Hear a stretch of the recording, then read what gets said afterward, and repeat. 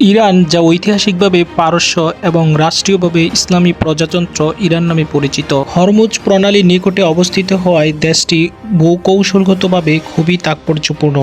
ইরানের রাজধানী ও বৃহত্তম শহর তেহরান, যা দেশটির অগ্রগামী অর্থনৈতিক ও সংস্কৃতির কেন্দ্রও বটে।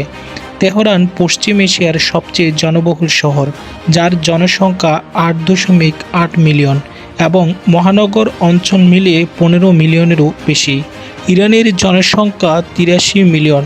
এটি বিশ্বের 17তম সর্বাধিক জনবহুল দেশ। 16,48,195 বর্গ কিলোমিটার আয়তনের এই দেশটি মধ্যপ্রাচ্যের দ্বিতীয় বৃহত্তম এবং পৃথিবীর সপ্তদশ বৃহত্তম রাষ্ট্র। ইরান বিশ্বের সবচেয়ে পর্বতময় দেশগুলোর একটি। এখানে হিমালয়ের পরে এশিয়ার সর্বোচ্চ পর্বতশৃঙ্গ দামবান্দ অবস্থিত। দেশটির জনগণ জাতিগত ও ভাষাগতভাবে বিচিত্র হলেও এরা প্রায় সবাই মুসলিম। শতাব্দীর পর শতাব্দী ধরে এই অঞ্চলটি শিয়া মুসলমানদের কেন্দ্র।